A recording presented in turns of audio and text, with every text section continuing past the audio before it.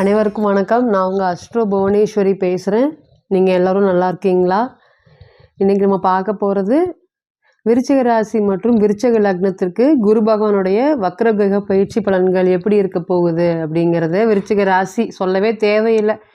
எவ்வளோதான் முட்டி மோதினாலும் வாழ்க்கையில் முன்னேற்றத்தை மட்டுமே யோசிச்சுட்டு இருக்கக்கூடிய நபர்கள் இவங்களை பார்த்திங்கன்னா பாசிட்டிவ் பாசிட்டிவ் பாசிட்டிவ், எப்பொழுதுமே பாசிட்டிவான எண்ணங்கள் அதிகமாக இருக்கும். ஆனால் இன்றைக்கி இவங்களை சுற்றி இருக்கிறவனுக்கு எல்லாருமே என்னடா இவனுக்கு அந்த வாழ்வை பார்த்தியா, இவன் பொண்டாட்டினால இவனுக்கு யோகத்தை பார்த்தியா, மனைவினால யோகத்தை பார்த்தியா, குழந்தைங்கனால யோகத்தை பார்த்தியா, இவன் மட்டும் எப்படா இப்படியெல்லாம் பிழைக்கிறான் அப்படின்னு உங்கள் மேலே கண் வைக்காத குறை அல்லது கண் திருஷ்டி சொல்ல முடியாத அளவுக்கு கண் திருஷ்டிகள் இருக்கா அப்படின்னு கேட்டிங்கன்னா இருக்குது.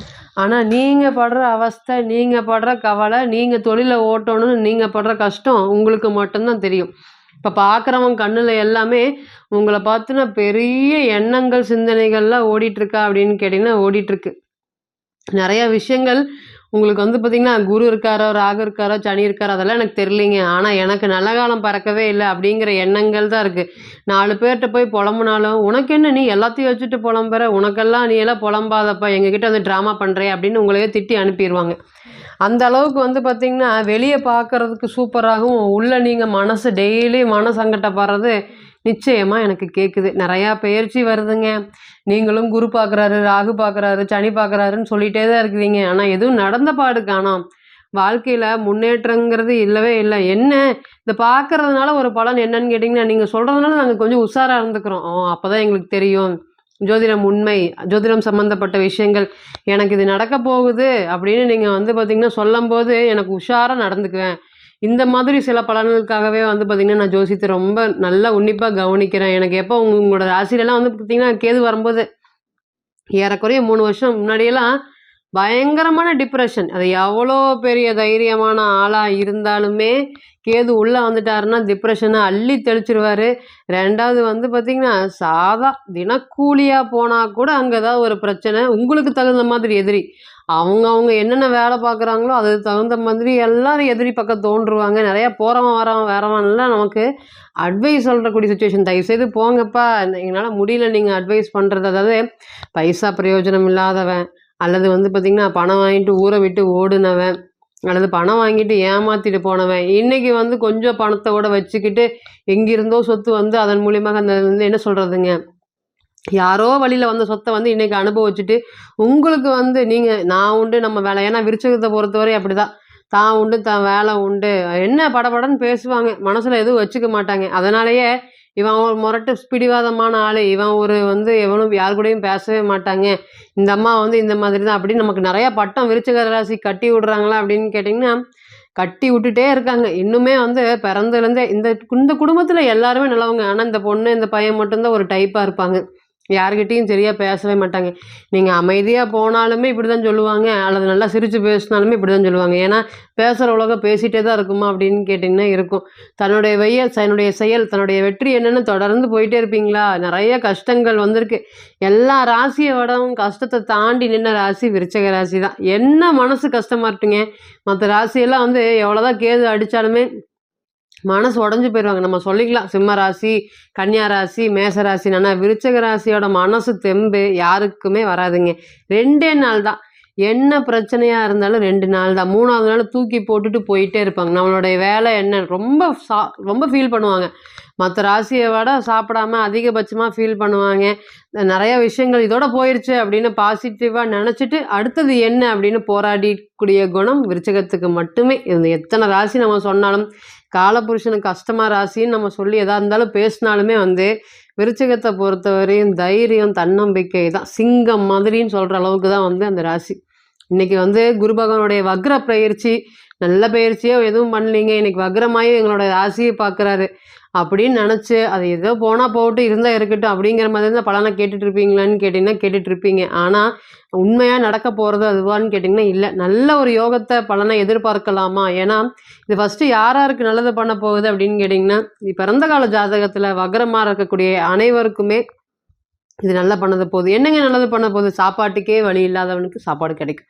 அப்போ ராசிய பார்த்தாருன்னாவே, இழந்த தைரியம், தன்னம்பிக்கைலாம் ஒண்ணும் இல்லாதவன நிமித்தி விட்டு, "இங்க பாரு இதுதான் வழி. இது பார்த்தீங்கன்னா போயிட்டே இருக்கலாம்." அப்படிங்கிற ஒரு ஒளிமயமான ஒரு பாதையை ஏற்படுத்தி குடுப்பாராம். 1000 பேர் இருந்தாலும் சரி, சனி பகவான் இருந்தாலும் சரி, அடுத்து ராகு இருந்தாலும் சரி, கேது இருந்தாலும் சரி, விருச்சிக ராசிக்கு பொறுத்தவரையும் முதல் தர யோகாதிபதி குரு பகவான் தான். குரு வந்து கொஞ்சம் ஜர்க்கடிக்காம உங்களோட பிறந்த கால ஜாதகத்துல இருந்துட்டாருன்னு வச்சுக்கோங்களேன், நம்ம அணுதினமும் வந்து பார்த்தீங்கன்னா, சாப்பாட்டுக்கு நமக்கு எந்த ஒரு குறையும் வராத அளவுக்கு நம்மளை காப்பாத்திருவாரு. எந்த கிரகம் எப்படி இருக்கட்டும், குரு மட்டும் நல்லா இருந்தாருன்னாவே போதும். நமக்கு ஒரு பேக் எண்ட் சப்போர்ட்டா, என்னை அடிக்கும்போது பின்னாடி ஒருத்தர் இருக்காங்க, "நீ பார்த்துக்க பரவால்ல, நீ முன்னேறிருவ" அப்படின்னு எனக்கு ஒரு பின்னாடி ஒரு குரல் கேட்குது. நான் அழுகும்போதெல்லாம் எனக்குன்னு ஒரு ஆதரவு கரம் நீட்டுது. உதாரணமா, இப்ப வந்து பார்த்தீங்கன்னா, நான் இது ஒண்ணு பொருள் வேணும்னு நெனைக்கிறேன். யாராவது ஒருத்தர் வந்து உங்களுக்கு ஹெல்ப் பண்ணிட்டு போவாங்க. இந்த மாதிரி சில சமயம் கடவுள் இருக்கார் அப்படிங்கிறத நேரலா வந்து உணர்த்த மாட்டாங்க. இந்த மாதிரி சின்ன சின்ன அறிகுறிகளோட நவக்கிரகங்கள் யாரையாவது ஒருத்தர அனுப்பி, "இந்த மாதிரி நாங்க இருக்கிறோம், தைரியமா இரு" அப்படின்னு சொல்ற அளவுக்கு குரு பகவான் உங்களை காப்பாத்துவாரு. கைவிடவே மாட்டாரு. எந்த ராசிய கைவிட்டாலும் விருச்சிகத்த பொறுத்தவரையும் குரு வந்து லாபஸ்தானாதி 2ஆம் அதிபதியும், அதேபோல குடும்பத்தையும் அமைச்சு கொடுக்கக்கூடிய மற்றும் பஞ்சமாதிபதி முழுக்க சுபகிரகமான குரு பகவான் அவருடைய யோகாதிபதியான ராசியில வந்து இன்னைக்கு இருக்காரு. ராசிக்கு வந்து பார்த்தீங்கன்னா, 7ஆம் இடத்துல இருந்து உங்களுடைய நீச சந்தன பார்க்குறாரு. அப்போ முத்தான 5 விஷயத்த வந்து செஞ்சு குடுக்க போறாரு. அப்ப என்ன மாதிரியான பலன்கள நான் எதிர்பார்க்கலாமா? அப்படின்னு சாதாரணமான ஆளா இருக்கிறேன் நானு. இனியாச்சும் வாழ்க்கையில உயர்வு வருமா? எனக்குன்னு ஒரு கதவ தட்டுமாங்க. நெறையா பேர் வந்து வாழ்க்கையில டக்கு டக்கு டக்குன்னு வாழ்க்கையில ஜெயிச்சுட்டு போயிட்டே இருக்காங்க அடுத்த நிலைமை. இன்னைக்கும் நான் அதே வண்டி ஓட்டிட்டு இருக்கேன். இன்னைக்கும் நான் அதே கார ஓட்டிட்டு இருக்கேன். இன்னுமே என்னால ஒரு சின்ன வண்டி கூட மாத்த முடிய மாட்டேங்குது. எல்லாரும் சொல்றாங்க, எல்லா கிரகத்தையும் எல்லாரும் பார்க்கறதுன்னு சொல்றாங்க. ஆனா எனக்கு இம்ப்ரூவ்மெண்ட் அப்படிங்கிற பாதை, ஒளி காமிக்கவே தெரியலைங்க, வரவே மாட்டேங்குது அப்படின்னு இருண்டு அடைந்த உங்களுக்கு குரு பகவான் தன்னுடைய வக்ர பார்வையால உங்களுடைய ராசிய பார்க்கறதுனால, முதல்ல வந்து பார்த்தீங்கன்னா, இருக்கிறதுக்கு உண்டான இடத்தை நல்லா ஏற்படுத்தி குடுப்பாரு. அப்ப என்ன? எனக்கு ஒரு வாடகை வீட்ல இருக்கேன். அந்த வாடகை வீட்ல என்னால வசிக்கவே முடியல. அனுதினமும் சுத்தி இருக்கிறவங்களும் சண்டையும், சச்சரவுகள். எனக்கு அமைதியா இருந்தா தான் பிடிக்கும். என்னுடைய குடும்ப பிரச்சனை யார்ட்ட கேட்டாலும் பிடிக்காது, பேசும். ஏன்னா விருச்சிகத்த பொறுத்தவரை தன்னோட குடும்பத்தில யார் தலையிட்டாலும் யாருக்கும் பிடிக்காது. அப்ப இந்த மாதிரி நேரத்தில வந்து பார்த்தீங்கன்னா, உங்களுக்கு வீடு, இடம் சம்மந்தப்பட்ட விஷயங்கள் எல்லாமே பிரச்சனை இல்லாம நடக்குமா? அதுக்கு யார் அனுக்கிரகம் பண்ணுவாரு? சனீஸ்வர பகவான் தான். ஏன்னா, அந்த பொருள் அவர்கிட்ட இருக்குது. அப்ப இன்னைக்கு அவர் நல்லா பலமா இருக்காரா? அப்படின்னு கேட்டீங்கன்னா இருக்காரு. அப்ப நீசச்சந்திரன குரு பார்க்கறதுனால, ஒரு கைப்பிடி மண் எனக்குன்னு சொந்தமுடைய நிலம் சம்மந்தப்பட்ட பிரச்சனைகளை தீர்த்து வைத்து, "இந்தாப்பா உனக்குன்னு ஒரு வீடு, பொழச்சுக்கோ இனிமேலு வாழ்க்கையில" அப்படின்னு ஒரு பாதையை காமிக்கக்கூடிய ஒரு காலமாக இருக்கும். அதேபோல இடம் வாங்குறேன்னு சொல்லிட்டு விவகாரமான இடத்துலயும் மாட்டக்கூடாது. ஏன்னு கேட்டீங்கன்னா, குரு பகவான் வக்ரம் அடைஞ்சு பார்க்குறார். அப்ப கூடவே இருந்து நம்பிக்கை துரோகங்கள் பண்ணிட்டு, உங்களோட பணத்த மத்தவங்க அபகரிச்சுக்கிறதுக்கும் இதுக்கு நல்ல நேரமா இருக்கும். ஸோ வந்து வீடு சம்மந்தப்பட்ட விஷயத்துல ரொம்ப கவனமாக இருந்து ஒரு ஒரு வீடையும் வாங்கணும். அதேபோல குழந்தை செல்வம். நான் போகாத இடம் இல்ல. வேண்டாத தெய்வம் இல்ல. அந்த முருகப்பெருமானை விருச்சிகத்த பொறுத்தவரை உங்களுக்கு எல்லாருக்குமே தெரியும் செவ்வாய் வீடு. அங்க சந்திரன் நீசம் அடையிறாரு. அதனால வந்து பார்த்தீங்கன்னா, அந்த முருகரே வந்து எனக்கு வீட்டுக்கு வரணும், குழந்தையாக பெறணும். நொந்து போயிட்டேங்க என் வாழ்க்கையில குழந்தை இல்லாம. கேட்டு கேட்டு கேட்டு சுத்தி எங்க போனாலும், எப்ப கல்யாணம் ஆயிடுச்சு? அம்மா குழந்தை என்னாச்சு? அப்படி இப்படி ஏன் ஹாஸ்பிட்டல் போறீங்களா? பார்க்குறீங்களா? அப்படின்னு கேட்காத கேள்விகள் எல்லாம் இல்லாம மனம் சங்கடப்படுத்துறாங்க. ஆனா இனி வரக்கூடிய காலங்கள் குழந்தை பேருக்கு ஒரு நல்ல நேரமா இருக்கும்.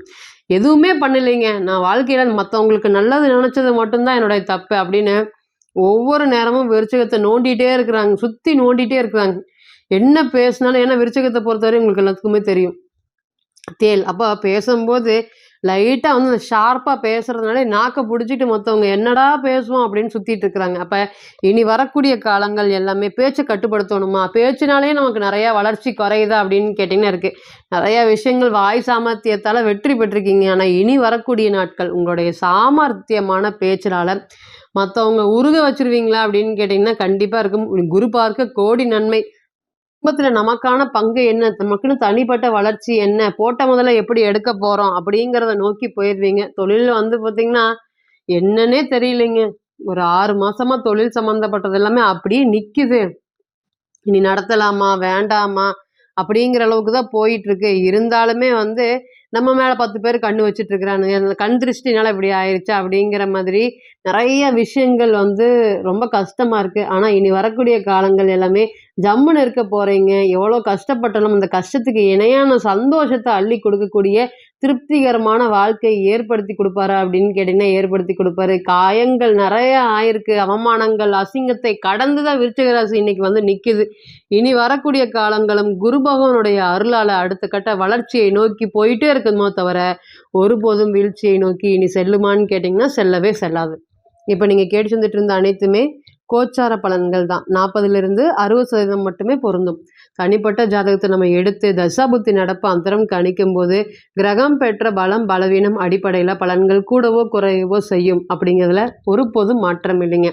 தனிப்பட்ட ஜாதகத்தை நீங்கள் ஆலோசனை பண்ண விருப்பப்பட்டால் கீழே இருக்கக்கூடிய இந்த நம்பருக்கு காண்டாக்ட் பண்ணுங்கள். நான் வணங்கக்கூடிய நரசிம்மர் உங்கள் எல்லோருக்குமே நல்ல வளமான வாழ்க்கையை ஏற்படுத்தி தர நான் நிச்சயமாக பிரார்த்தனை பண்ணிக்கிறேன். மீண்டும் ஒரு பதிவில் உங்களெல்லாம் சந்திக்கும் வரை உங்களிடமிருந்து விடை பெறுவது உங்கள் அஸ்ட்ரோ புவனேஸ்வரி. நன்றி, வணக்கம்.